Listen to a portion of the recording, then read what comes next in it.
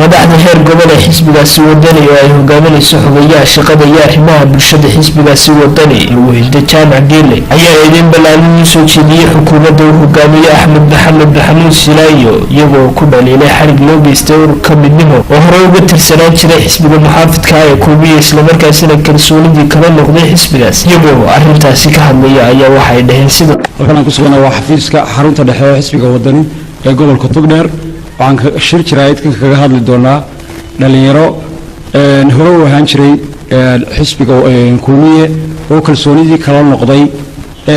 firayigooda iyo markay aragtidooda cabireen ay ku gali waayeen sida maanta uu ku sugan yahay xisbiga kulmiye dabadeedna ku biiray xisbiga wadani oo ay xukuumaddu rayigooda iyo fikirkooda ay qabeen ay kula biireen xisbiga wadani daraadii ku xidhay gobolka Togdheer gaar ahaan saldhiga dhexe waxaan leenahay arintaasi haddaan nahay mas'uuliyiinta xisbiga wadani heer gobol iyo heer qaranba anagoo shalayna uu ka hadlay mas'uulkii ugu sarreeyay ee joogay gobolka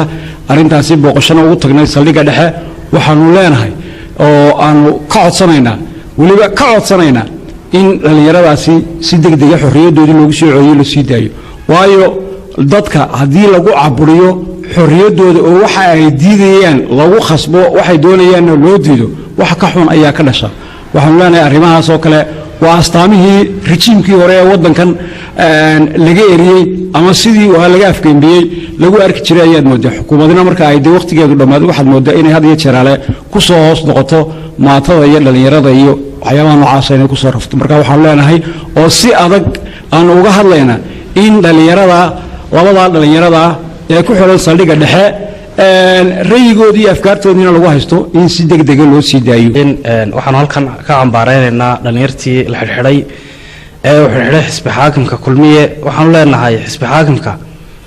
dadka hadii wixii ka baxa xisbiga ama kulmiye ka baxaba hadii jeelasha lagu guro ma qaadayaan baan u maleynaa qofkuna afkaartiisa xor buu yahay dalkuna hore dimuqraadiyad u qaatay waxaan leenahay in la tixgeliyo oo la soo daayo dhalinyarta fikirkooda cabiray ku soo biiray xisbiga wadani in fikirkooda loo tixgeliyo ayaanu u soo jeedinaynaa xisbi xaakimka iyo kulmiyaba moodad wax weeyaan arrinkaasi inay tahay arrin aad iyo aad u foolxun wax la yaab leh aan la qaadan karin in wax weeyaan qofkii hadlaba ama xorriyatul qowlkii maanta la isku xidhay halka aynu marayno tii waxaan leeyahay wixii wax weeyaan wixii dadka shacabku ka kici jireen ama wax weeyaan shacabku aad waad arrin aad foolxun waxaan jecelahay in aan wax yar oo kooban ka idhaahdo dhalinyarada afduubka ugu xidhan xisbiga xaakimka oo aan runtii odhan karayo xukuumaddu ma wada oga oo kama wada warhayso ee nin bay u xidhan yihiin ninkaasina ujeedada uu leeyahay waxaaban qabaa intuu ku xumaynayo wadani waxa ka badan intuu kulmiyo ku xumaynayo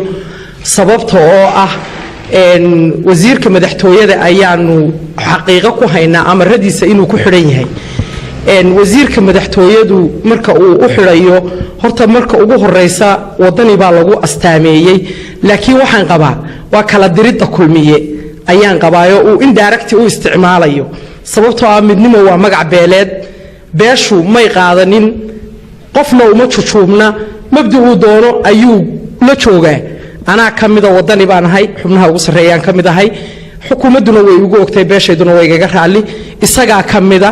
waxa weeyaan kulmiyuu kamid yahay xukuumadda ayuu kaga mid yahay nambarada ugu sareeya